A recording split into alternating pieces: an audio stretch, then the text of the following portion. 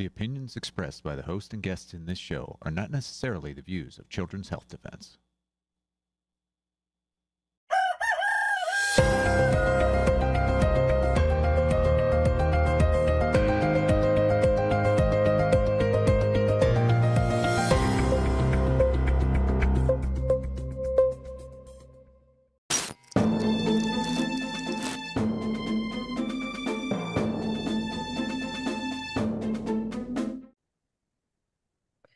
Ladies and gentlemen, welcome to Financial Rebellion. This is Carolyn Betts. Catherine Austin Fitz Polly is in Europe. So you were just in the UK, Carolyn, and now Polly's there. And we miss her already, but we have a great show for you. We're going to be talking with Dr. Mark Skidmore about what's going on with the budget shutdown. Very timely. We just shut down this week, and it's definitely in the news, Carolyn. So you and I have been through many of these before, but each one is unique, and the issues coming up in the squabble over the budget are very important. One of the things I believe is they want a digital control grid so that they can, if you're going to cut the budget and cut people's money, you want the fast approaching digital control grid, and there's no doubt that Washington is moving quickly to implement it. And we have lots of discussion about that, including one of the people who's been most aggressive about warning us about the digital control grid and particularly the digital ID is Whitney Webb. And I wanted to just show a clip of what she said recently. So essentially what this public-private partnership that the WEF is pushing for is for every person's access to the internet to be tied to a digital ID. Or a government-issued ID, but presumably a digital ID, just because of where government-issued ID programs are all going, essentially, around the world. People aren't necessarily going to consent to that unless they are made to believe that anonymity and privacy online are dangerous. So how exactly can you convince people that that needs to happen? Well, you have some sort of event where anonymous hackers do something online that causes major disruption globally, and then the consent can be manufactured through fear and panic, as is often done, that anonymity and privacy needs to be eliminated, that we need to know exactly who is doing what online to prevent a calamity of that scale from ever happening again. And this is the exact solution that these guys have been cooking for a very long time. There you go. So, as you know, I think if you look at the explosion of data centers and the investment in all the electricity to support them, a lot of that is using digital IDs to achieve financial transaction control. Do we have any more links on digital ID we want to show, Lou?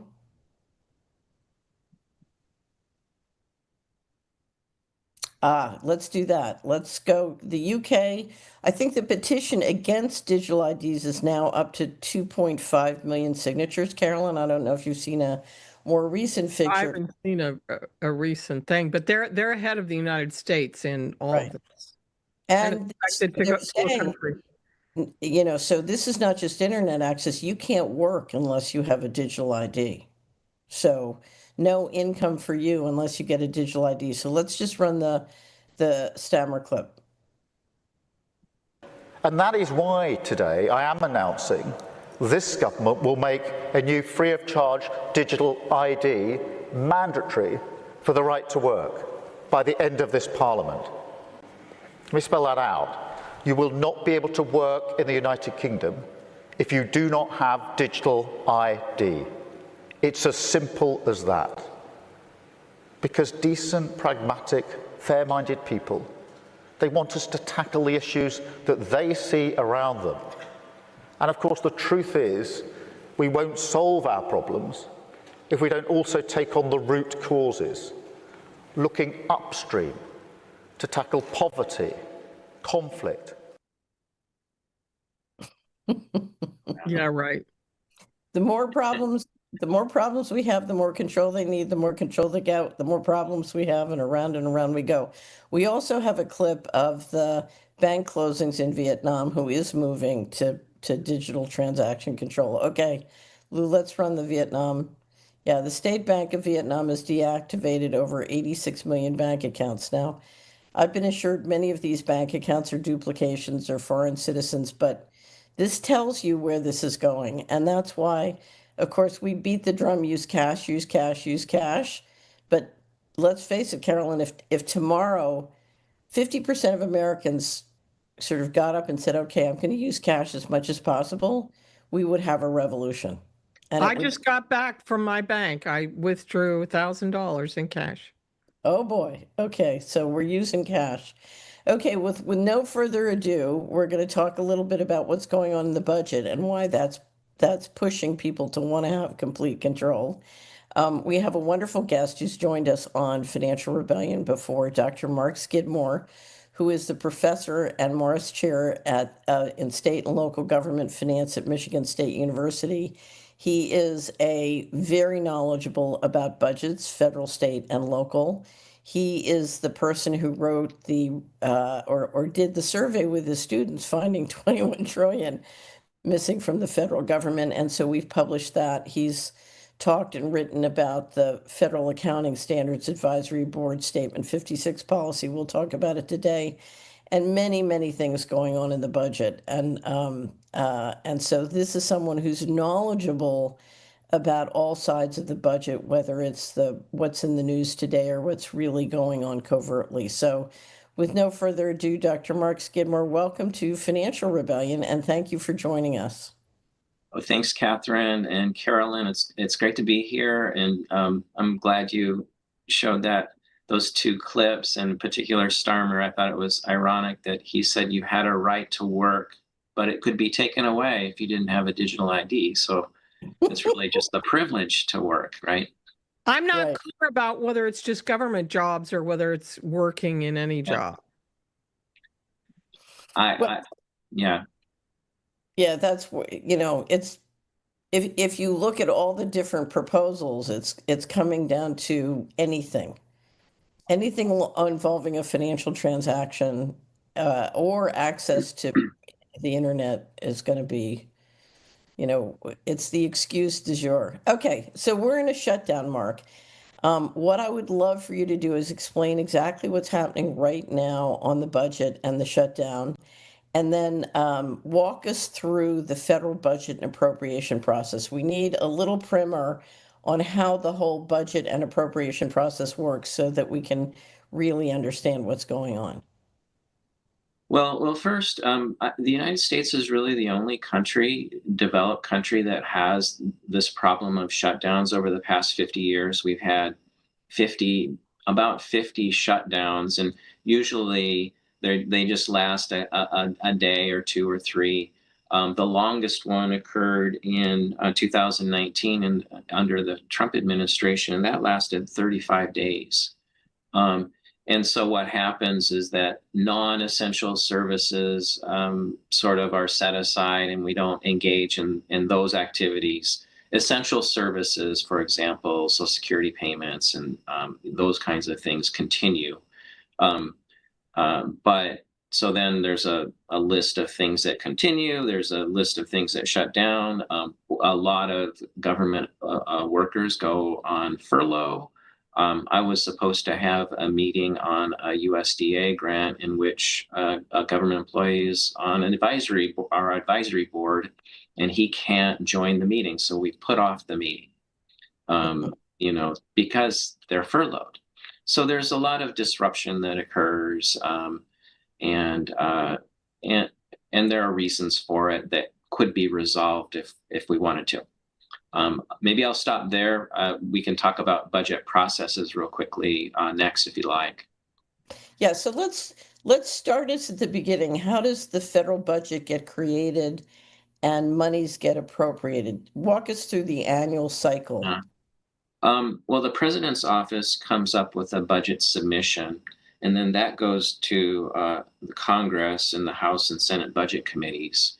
And then they kind of massage and work through this process. And if all goes well, so the presidential budget typically, is put out in February of that year.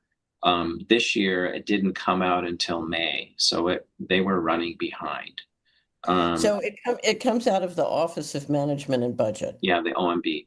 OMB. Okay. And then it goes to Congress, and then they go through this process, and depending on their perspectives and priorities, there may be some adjustments, et cetera. And so that can occur for a period of months, and then the appropriation bills should emerge and presumably be approved by Congress before the October 1st new fiscal year. So help me out. So the budget goes from OMB to Congress, and then the budget committees set the framework. So we have 12 different areas where money is appropriated, Yeah, but they set the total amount, the pots, if you will, for those 12 areas. But then their framework goes to the appropriation committees, who then drill down and approve the specific amounts for specific things. Is that right? that's a great summary. Right. Yeah, thank you. It's like a step down function. The OMB proposes the pots, the budget committee finally agrees to the framework, and then now, in the Constitution, it says that appropriations generate from the Congress, from the House. But in fact, in a process sense, the White House makes the first proposal, if you will, as a practical matter. Right. They set the tone, but They set the tone. then Right. it goes to Congress for the details. Right. Now, what you see when the Appropriations Committee goes to work, you have remarkable, so you've got the 12 Appropriation Committee, and they're doing appropriations.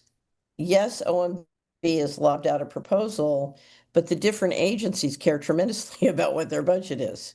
And so you have a lot of dialogue back and forth between the appropriation committees and the agencies, as well as OMB. But then all the different people in the country and the world who are impacted by those appropriations also pile in. So you have Yeah. lobbyists, you have the associations, you have state and local government, you have the whole world piling in. And the reason it's such an enormous conversation is an extraordinary amount of the US economy has been centralized. And so if you look at 3,100 counties, the impact of the federal budget, county by county, is very, very significant. Oh yeah, it's well, and there's and the deficit is really important too. The amount of expenditures relative to the revenues coming in, and if you think about what happens in the counties or the states, there's always tax dollars flowing from a county or a state to Washington. And that depends on the wealth and what tax brackets on average fall into each group. So a wealthy county, of course, would pay far more in taxes than a lower income county. At the same time, there are federal dollars flowing back, and state governments are very dependent upon this. Local governments are dependent upon. People are dependent on the amount of money flowing in. And because we're running roughly $2 trillion deficits right now, that means that there's more money flowing into a county and more money flowing into a state than is flowing out on average. But that differs from place to place. A low income county or a low income state is going to send fewer tax dollars and receive more. And so all of this matters to a lot of people and a lot of operations. And so they're going to try to chime in and be a part of the action. So I keep quoting this quote, and I'm reminded because of one of your studies that you did about how much is going out and how much is coming in by the different states, it's a remarkable study. And there's an Idaho senator who said to me when I was just in Idaho for the Idaho Freedom Caucus. And of course, Idaho is the state that passed Leslie Manukian's bill that says no health mandates. Yeah. So the Idaho Freedom Caucus is quite a remarkable group of state legislators led by Heather Scott. And Anyway, but one of the senators said to me, every year we send $1 to Washington and every year we get 19 cents back. And when I try and enforce the Constitution, my constituents say, oh, I'd rather have the 19 cents. So there's a clear political process of Washington, centralizing the taxes, then dribbling the money back and using that for political control. There's political control, absolutely. I think that's right. But there's the other part of, some people say we want to have a balanced budget, and maybe we do want to have that. But imagine what would happen to the economy if you just had minus $2 trillion. There would be a massive shock and a recession, and there'd be all kinds of implications. Who knows how far it would go? So whatever you do, you can't just turn off the spigot immediately. And, with the Republicans sort of taking control in January, I anticipated there might be some progress on the $2 trillion deficit. This budget is still the same level, even though there's a reallocation of priorities. The total amount of anticipated deficit spending is still about 1.9 or $2 trillion. The big beautiful bill was clearly a spending bill, Yeah. on huge spending. So as you're right, there's a disagreement about allocation, but there's an agreement that, we should spend in a profligate way. So, in addition to what kinds of things will go into each category, there's a total amount of spending that's really important, and there's a lot of tension around reducing the amount of spending or increasing taxes to bring that deficit in line, because it has implications for the whole economy. So if the deficit is $2 trillion, what's the total budget? What's the roughly the total spending budget is roughly $6 trillion. So that means the total revenues flowing in are roughly $4 trillion.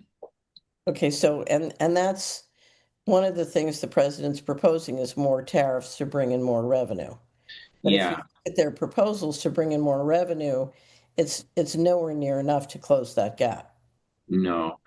I don't know off the top of my head what the anticipated tariff revenues are, but far from solving the issue. And it's an interesting tax, because typically tax and spending decisions are determined by Congress. But in the specific case of tariffs, there is some flexibility for the president to impose tariffs if it's viewed as a matter of national importance and security. So the president's office can, I think there are some court cases looking at the degree to which these tariffs can be imposed. But right now, he's effectively imposing tariffs without congressional approval. But if the administration changes, those tariffs can go away just like that. Whereas with a tax, if you want any kind of tax change, an increase or decrease, it has to go through Congress typically. Okay. So let's talk about a shutdown. How does a shutdown, if the budget and appropriation process is going forward, and we're supposed to have a new budget by October 1st, that's the beginning of the federal fiscal year, how does this shutdown happen? And also tell us about debt ceiling issues and how they may or may not come up. Yeah, so there's two things that can happen. One is this shutdown, if there's some sort of impasse happening, or if there's some political benefit associated with shutdowns, and that can be, putting pressure on the president's office, or it could be sending a message to your constituency that you're fighting for them. There are lots of reasons that you might want to have a shutdown, right? If politically, at the same time, there are these costs because we look like we're incompetent, right? We can't seem to get our act together. So it sort of puts a little pressure on everyone when these kinds of things happen, because we just it doesn't look good globally to have this mess on our hands and a discussion occurring. But at the same time, there are these incentives in place so that at times it makes sense to use this lever. So I view a shutdown as kind of a lever, a power to maybe make a point. Maybe you can make some progress in negotiating as the pressure is ramped up. But we end up in a situation where it's not really good for the country as a whole for this to have happened, and yet it happens over and over again. And the debt ceiling issue, what is that? Yeah, the debt ceiling is a different matter. Every once in a while, there's a certain debt ceiling that occurs, and I love the graphic there. And then once it hits, once total debt hits that debt ceiling, until, oh, that's a lovely graph too. This represents all the debt ceilings and debt ceilings expansions that are listed right here. And once our debt, hits that point, technically it cannot borrow any more money until the debt ceiling is either expanded or potentially temporarily, put off. And so all of those things happen over and over again. And so when the debt ceiling is hit, unless there is a specific move by government to expand the debt ceiling or temporarily dismiss it, it can't borrow any more money. And so then it has to come up with some way of funding government in this interim period in which it can't borrow any more money. And I don't know if you want to talk about that real quickly here, but I think it's pretty interesting how they do it, and I think inappropriate. Right. And so what I want to mention is, we have a balance of power where the bankers through the Fed and the New York Fed are supposed to manage monetary policy, and the people's representatives are supposed to manage fiscal policy, which is what the government spending is, the fiscal side of the house. It's the collection of taxes and the spending, and that process depends now totally on the bankers producing the money. Because if you're spending $6 trillion and you're only collecting $4 trillion, you've got a $2 trillion gap, and that's being supplied by the debt going up, because we have a debt-based currency. We wouldn't have to. We could have Treasury just issue the currency, but we have a debt-based currency, so that is going up. The interest is becoming a very big part of the budget, but here's the reality. The reality is this all pops up to be the thing that's hurting most Americans most, and that's inflation. So Right. could you talk a little bit about how this budget and budget deficit connect to inflation? Well, before we go there, I just want to add one piece to your excellent summary, and that is every year, not only does the government have to borrow about $2 trillion of new debt, a lot of the old debt has to be reissued because, if it's a 1-year note, in the next year, you have to repay the note. And the only way you can repay that note is to reissue another bond. And so you have all this debt of different age structures, term length structures from 30 years down to a single month. And then internal debt is a totally different animal, which is how Treasury funds the government during a period of hitting that debt ceiling.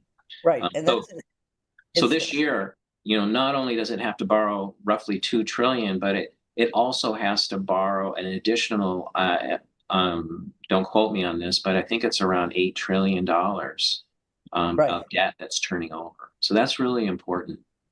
Right. And what has happened is they've shortened up the maturities trying to get lower interest rates, but they did it when interest rates were low, and now that interest rates are higher, we're in a squeeze. And it's being made worse. One of the plans to finance the government is to use stable coins, and those depend on 93-day less maturities. And so this problem is getting worse, not better. Yeah, and right now, about $1 trillion is of our total expenditures is for the payment of interest. Right. So that tends to push out other types of potential, government activities would be helpful to people. Right. So excellent point. Thank you for bringing that up. Okay, inflation. How is this translating into inflation for many people? Well, there's a number of factors, but during the COVID crisis, we had this massive infusion of money, and it was under the guise of a crisis, and so a lot of money went lots of places, and we borrowed trillions, during that period that was funded essentially by money printing, and so that money, instead of staying within the financial system and potentially inflating, things like the stock market, et cetera, it spilled over into the economy. And so that has led to persistent inflation. And I think right now we're having trouble escaping that. And so we've had a higher rate of inflation than we have had in past years. So I was just looking in money and markets at the Fed statistics, which show us sort of chronically above 3%, their target being 2%. But we also showed the Chapwood Index, which is my favorite for what it means to household budgets. Normally, when we talk about inflation, we talk about monetary inflation. But if you look at the cost of goods inflation at the Chapwood Index, what you see is it's running much, much higher. So if you look at what you or I or what's happening to us at the grocery store or when we pick up essential goods, the inflation is painful.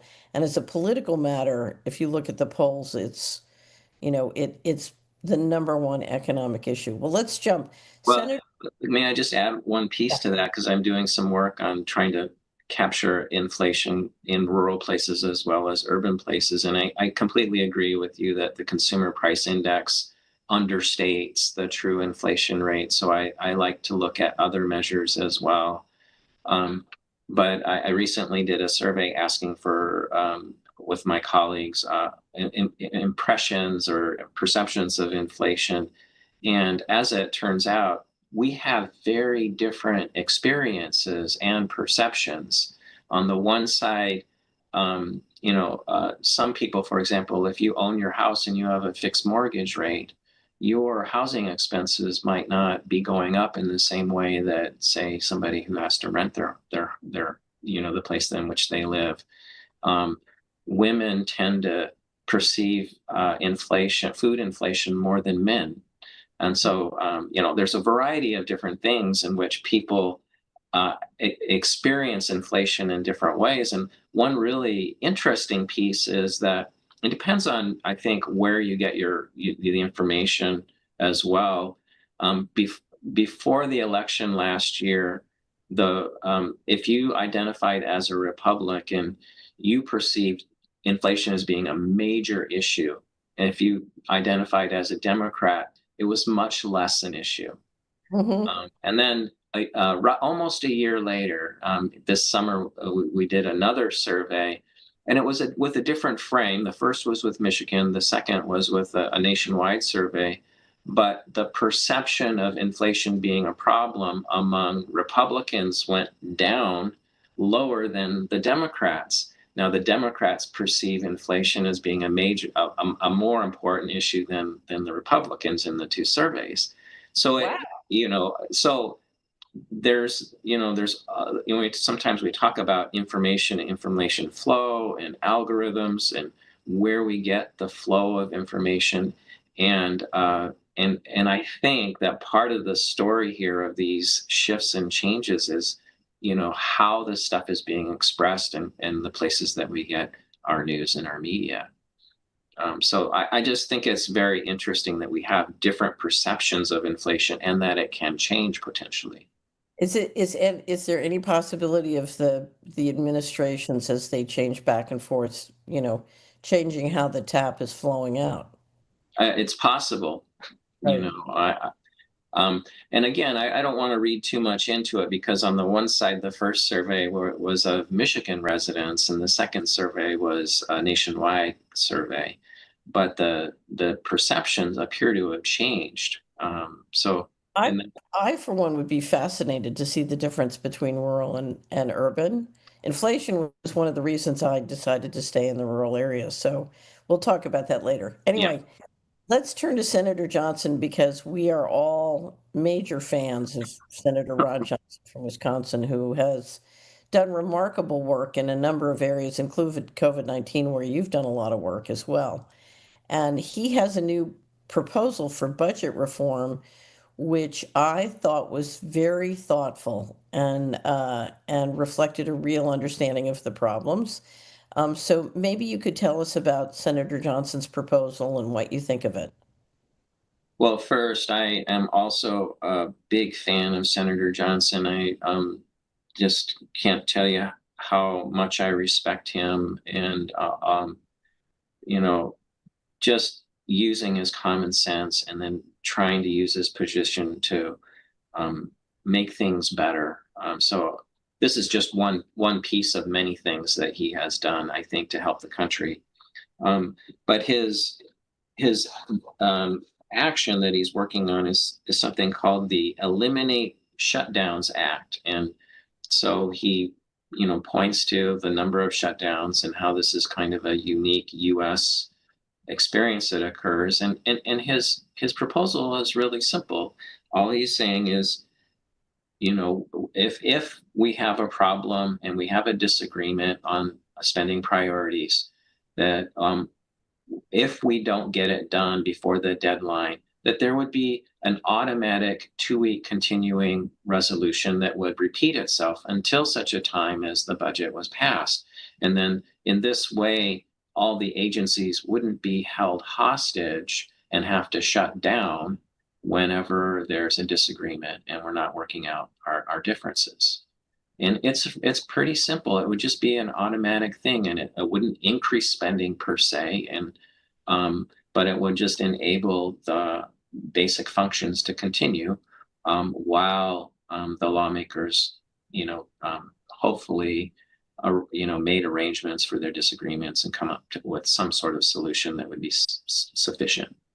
Now, he's also proposing that the 12 committees, instead of doing 12 one-year proposals, do each committee does a 2-year appropriation, the appropriation committees, and that way the process can focus, the whole Congress and the Senate and House can focus on 6 each year instead of having to do 12 each year, and he feels that will make it easier to get the 6 done. Yeah, and that is very sensible as well.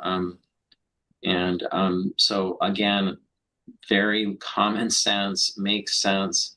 I have no idea who will support or oppose it as the act goes through, the deliberations. Right now, it's been introduced, so we're early in the process, but it's a great proposal. It would help us get through all of this, but it would also take away a lever of control for lawmakers. And it's not clear to me that either some Democrats or Republicans would want to lose that lever. Well, one of the concerns, Carolyn and I were just at Rogue Food in Ohio, and Congressman Massey spoke and talked about the extraordinary centralization of power into the speaker and the leadership. And I think part of what Senator Johnson is doing is we need to decentralize more power to the members, in my opinion. It's way too centralized into the members, and unfortunately the members, the leadership is, I hate to say this, very influenced by non-domestic donors. So if you look at who the mega donors are, you've got a leadership working for mega donors and the mega rich, and not enough members' voices being heard to represent their constituencies. Okay, so let me jump to some of the long-term, deeper issues on the budget. And I want to talk about 3. I want to talk about your work on the 21 trillion. I want to talk about FASB 56, and I want to talk about credit reform, because Carolyn and I were there once upon a time when one of the reforms was to try and get the portion of the budget related to loans and credits into a situation where you couldn't run up a lot of secret spending and suddenly get surprised as we were with the S&L crisis, for example. Or some of the problems we had, mortgage fraud. We put into place a reform so you couldn't have the kind of mortgage frauds that caused the financial crisis. And so their solution was to throw everybody out and not follow the law. Anyway, but let's start with credit reform. Carolyn, that's our term for the day. Explain to us what credit reform is, and stick with us because we're driving into one of the an arcane part of the budget process, but one that is absolutely critical. Yes, and credit reform came in under the Credit Reform Act of 1990. There also are appropriations rules that govern non-loan related expenditures over long periods of time, like rent subsidies. And so the whole point of credit reform was to force the Congress to incorporate in the current budget the ramifications of long-term programs, credit programs like FHA guaranteed loans. There are some loans out of DOD. There are big loan programs for all sorts of things that aren't for consumers. And what happens is, let's say you have a 30-year loan, and there will be defaults, there will be recoveries. It's a fairly complex formula, which then has to be brought into current value, and you have to apply that formula in order to determine how much for so much in loans you have to have appropriations for. And there's a number called the credit subsidy as part, and it's scoring. When you hear them talking about scoring, they're talking about doing the formula for determining the credit subsidy, and the credit subsidy is the number that they have to appropriate in order to cover all the eventualities. So there are people fighting over, well, what's the default rate? What's the recovery rate? What's interest? Because all those are factors in doing the calculation, which is just to say it's a very complex process. And our experience when we were working with HUD as the lead financial advisor for the FHA is that the various lobbying groups wanted to understand these numbers better so that they could jockey around and figure out ways to get more money. And initially they didn't really understand the process, and so they were scrambling around trying to figure out how to game the system.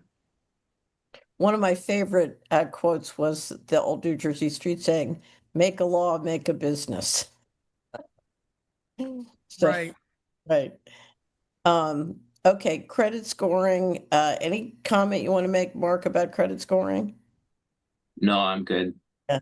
The idea is, let's make sure if we issue credit that we get the full cost in up front rather than let the thing spin out of control as it's done several times in the past.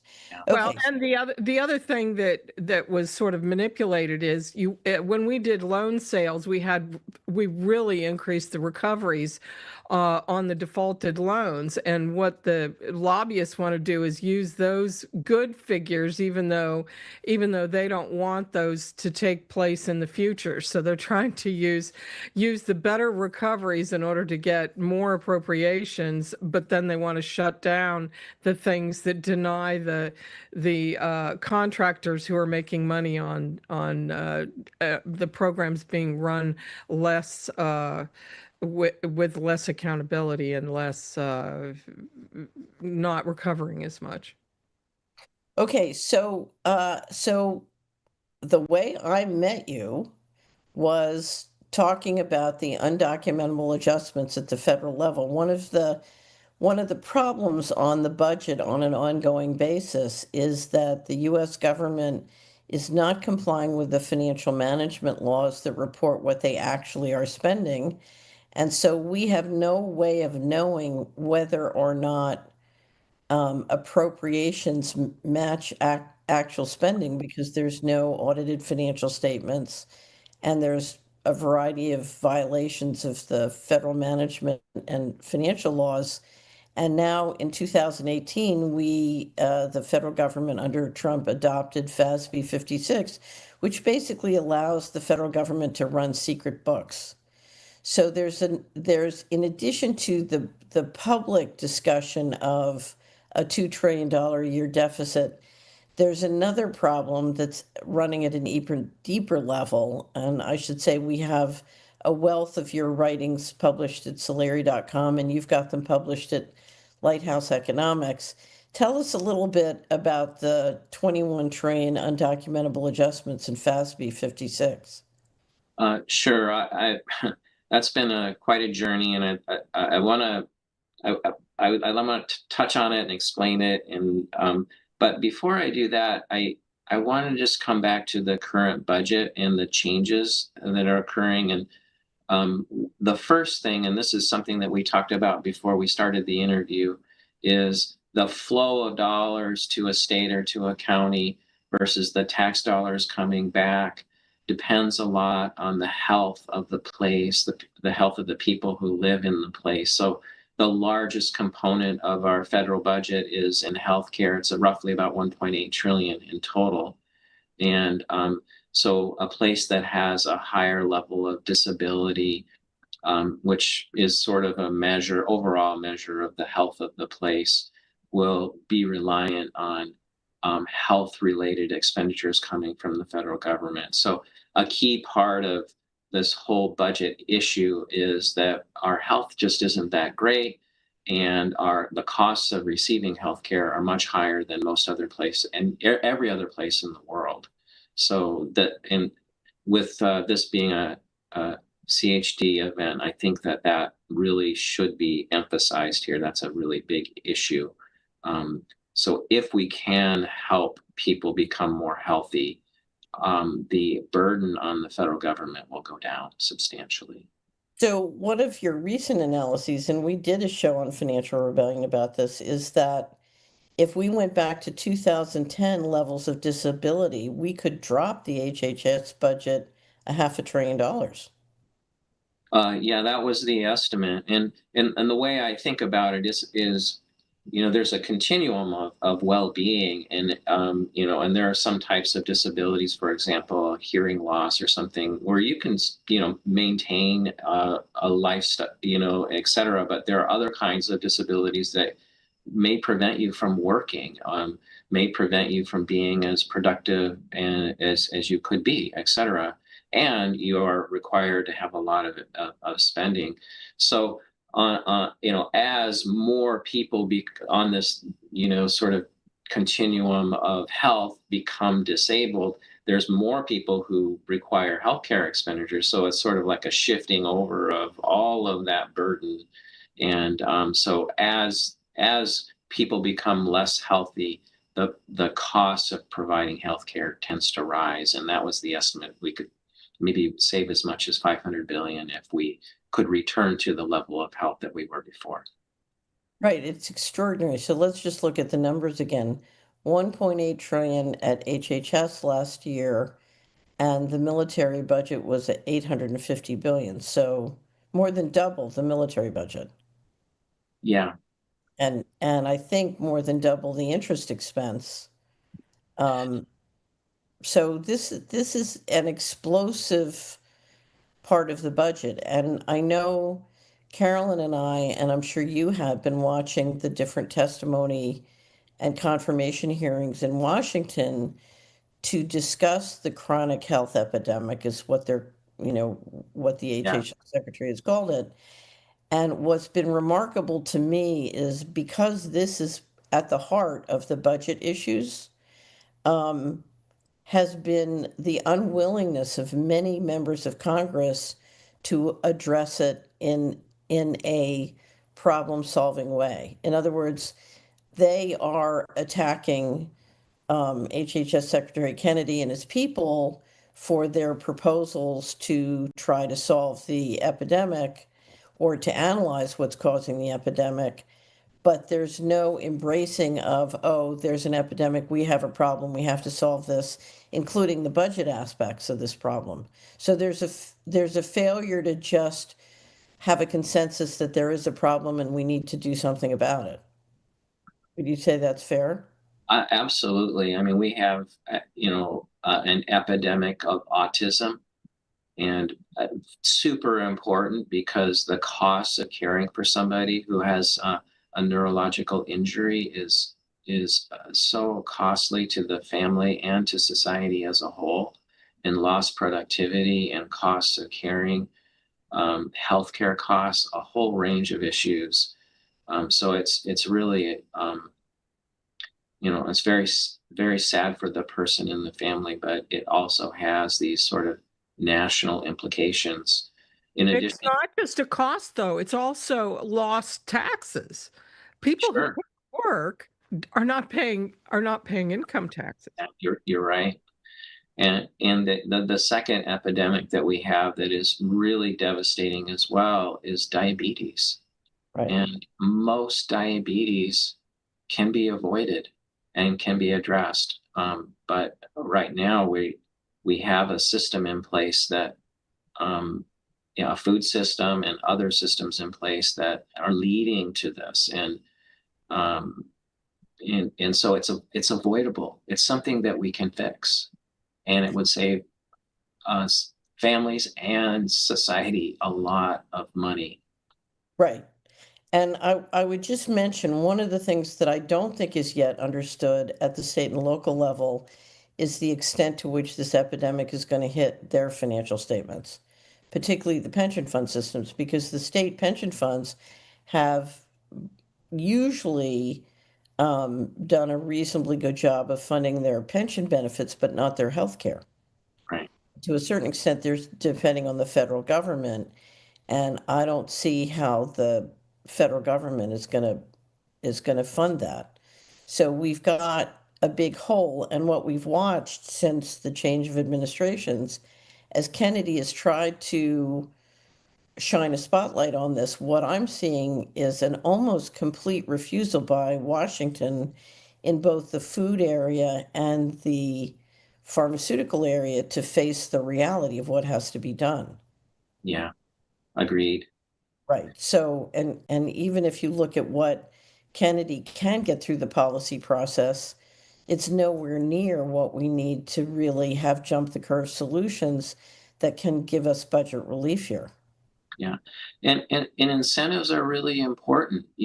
Right now, if you can, if the system can address symptoms and not the underlying causes, that is a moneymaker for the insurance and the health sectors.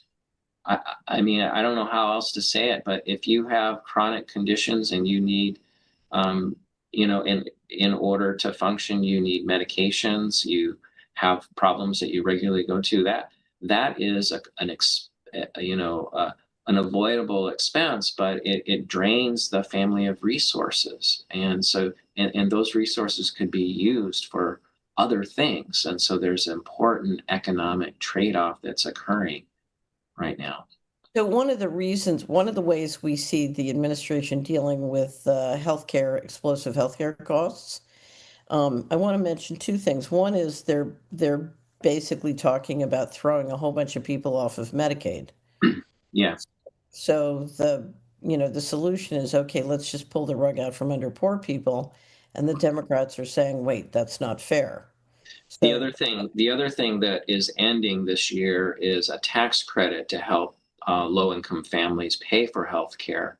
And so that doesn't go directly into the expenditure budget, but it has an impact on tax dollars paid and how much net tax dollars flow in. And so that's another sticking point as well.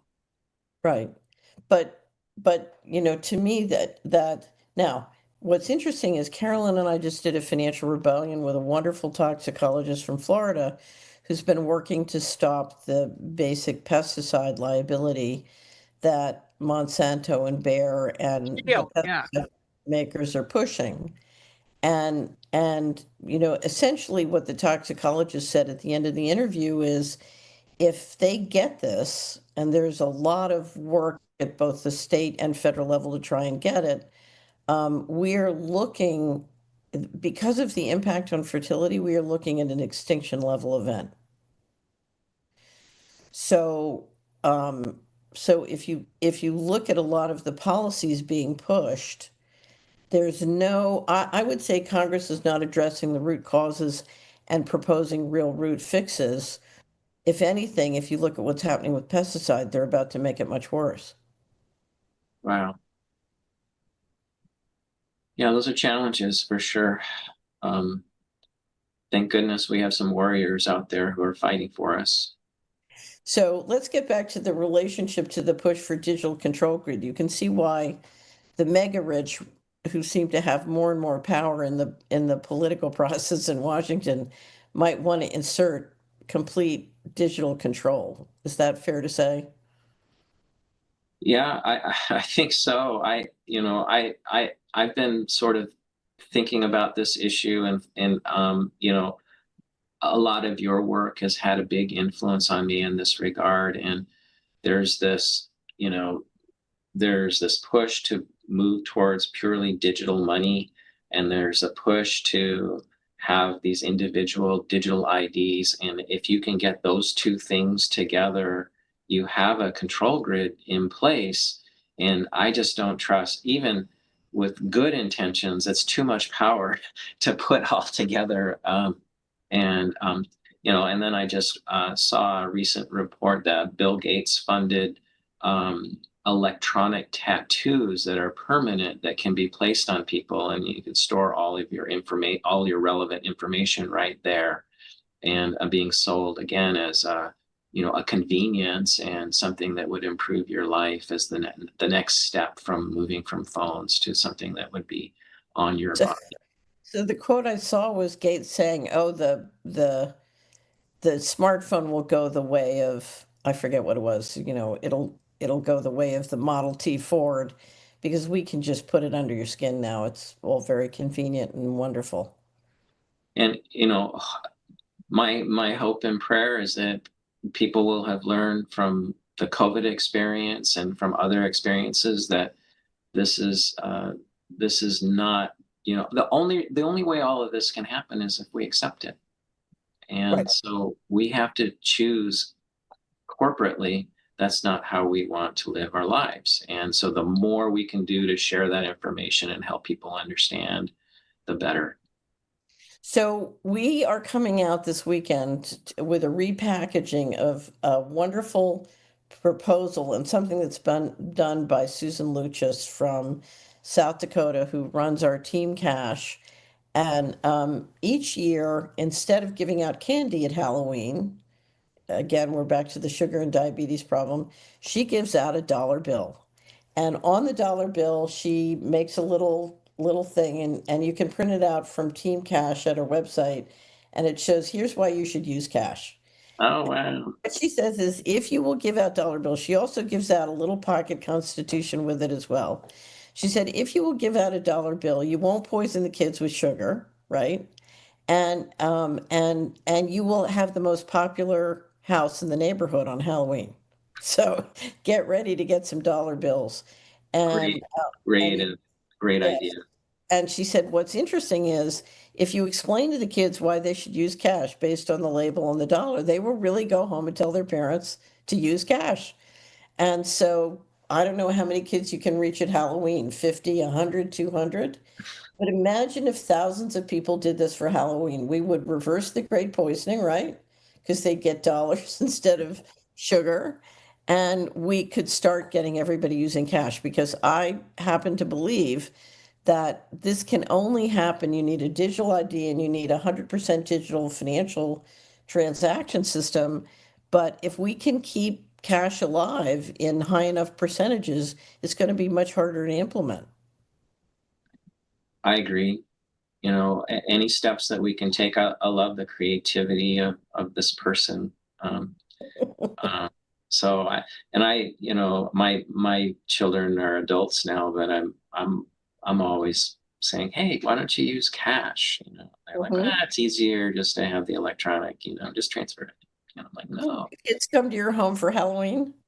no, not for Halloween. Just For Halloween? Okay. not for Halloween. I'm just talking with my own adult children, encouraging them to use cash when they can.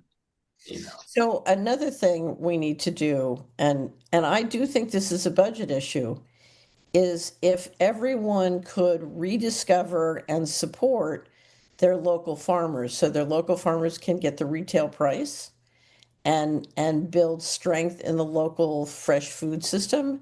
One, we're going to get healthier, but I think it also decentralizes the food system in a way that is critical to stopping some of this sort of central control. Carolyn, maybe you could say a word, just 1 minute, about Rogue Food and what happened at Rogue Food.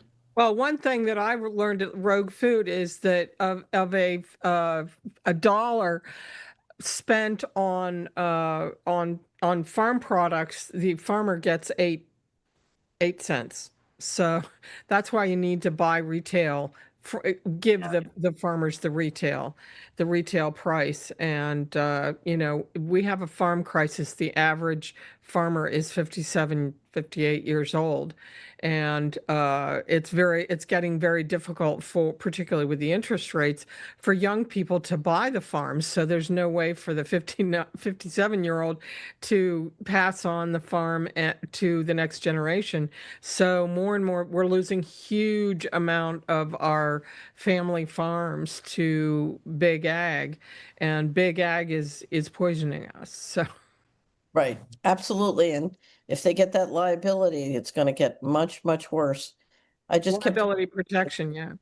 I've been having to fly to do some of the meet and greets we're doing around the United States, and you can't eat in the airports. It's just frightening what's there. Anyway, so Dr. Skidmore, I can't thank you enough for briefing us on the budget. Great work you're doing.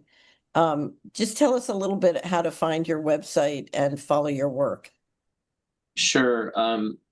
Earlier you mentioned the inability of our government to actually track spending. So I just wanted to say a quick thing about that, just to follow up with that. And what you highlighted and what I kind of jumped in on and tried to systematically help highlight was the fact that we're supposed to be able to track all spending that occurs. And we don't, especially in the Department of Defense and to some degree, housing and urban development. There are all kinds of accounting transactions that are unverified. And so you mentioned the 21 trillion. Over the 1998 to 2016 period, there were many $21 trillion in transactions that our own government said we couldn't track. We didn't know what they were for. And we haven't fixed it yet. And instead of fixing it, we imposed accounting standard 56, which basically says we can have two sets of books. We can have one for the public and then a real one. And this one for the public can be doctored in ways that are unreported. And so we don't really know what the situation is.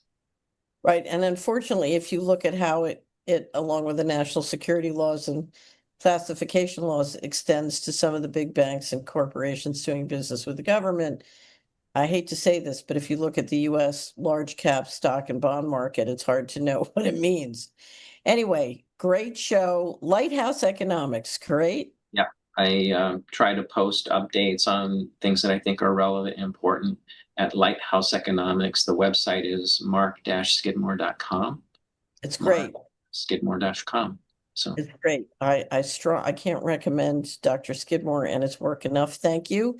Let's just mention two things coming up really exciting. We have streaming at CHD TV, a Omnivore Symposium, Patrick Wood, David Hughes, Lissa Johnson, Daniel Brody, a great team that's coming up this weekend. Digital Tack on Humanity. Oh, Jacob Nodegaard's going to be with him instead of Lissa, I see. Okay, this is the third of the Omnivore Symposiums. If you haven't seen the first two, I recommend them very strongly. And this one is the third. And then Carolyn and I are going to see some of you at the CHD conference in Texas. We're going to be staying with Polly. It's exciting. There's a huge lineup. Check up the speakers. It's extraordinary lineup.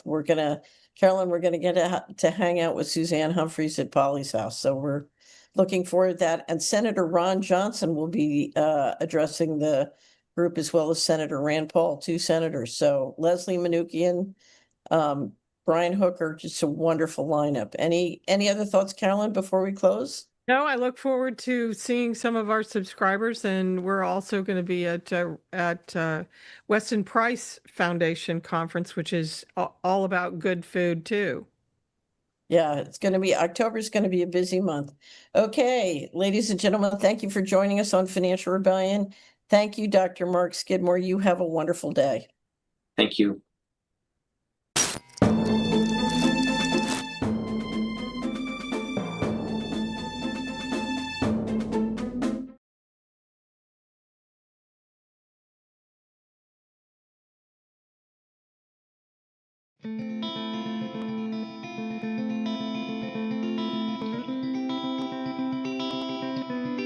My name is Cynthia McCluskey, and right before I got pregnant with my son, I was working at a hospital, and it was required that you do the hepatitis B. And so to work in hospital? Yes. And so the infectious control nurse gave me the Hep B vaccine, and in less than an hour, I had a fever of 105.7. You did? Yes. And it was reported to the CDC, and they said I should never have that vaccine again. It took me 2 days with a really high fever, and then I was fine. And you would think that I would have thought about that when I got pregnant, because I was pregnant right after that, but I didn't. So on the day that he was born, he was vaccinated with the Hep B, and he had this horrible rash all over his entire body for a couple weeks that the doctors couldn't explain. And you would have thought, like, maybe I would have thought about that then.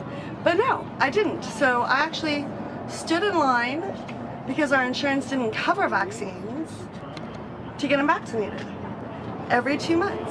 And the lines were long, like 2-3 hours. And so when he turned 14 months, he had a cold, and we gave him 9 vaccines. He was an early walker-talker, so he was walking at 7 months. Two-word combination at 10 months. And at 14 months, he lost all of his language. He was hospitalized. They thought he had a perforated liver, and he was rushed to Phoenix Children's Hospital, and they had a surgeon there. They were going to do surgery on him. When they did a CAT scan and realized it wasn't a perforated liver, and he had some liver enzyme problem that they couldn't explain, and at the end of 4 days we left the hospital and he had a diagnosis of autism. He had no language, he was headbanging, he was just a completely different child. And I didn't even then I didn't put it together about the vaccines. I just totally trusted. And I went when he was 2.5, and I heard a doctor talk about vaccines, and for the first time I heard the truth. And I was so upset that I had to leave, and I was in the parking lot, and I cried so hard that I sat in the middle of the parking lot, and a woman who I didn't even know came up and sat down with me and cried with me for, it felt like hours. And that's when I first discovered Dr. Wakefield. And that's when I first discovered biomedical treatment of autism. And my kid is 18. He no longer has autism. He was on the cover of the New York Times Magazine and on Good Morning America. And it's been proven. Well, why was he on the cover? Because he's officially recovered. Oh, I see. Congratulations. Got it. So did they let you talk about the vaccine injury when he was on the? I did. They didn't use any of it, of course, because you know how they are. But so he was in the Dr. Fine Good Outcome study, so it's been proven that he did have autism and he lost his diagnosis. And so a lot of people say he never had it or he still has it, and they want to deny our story, which is that he's... We don't deny your story. I know, and I thank you for that. And actually, Dr. Wakefield is my son's personal hero, and he's met him several times, and we owe everything to him for fighting for the truth for our family. So, and we are just so grateful for this film, because the other vaccine films were hard to share with families and get them to listen. But this is really about corruption, which somehow people are more willing to listen to first.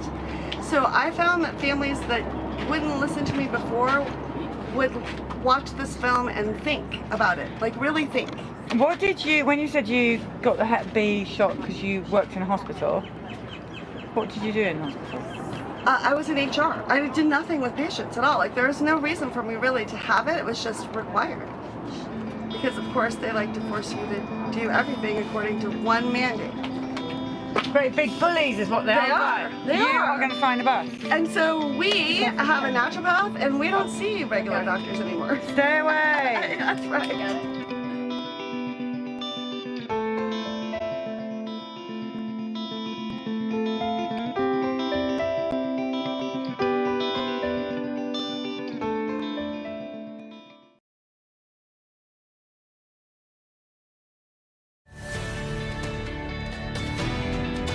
History doesn't wait.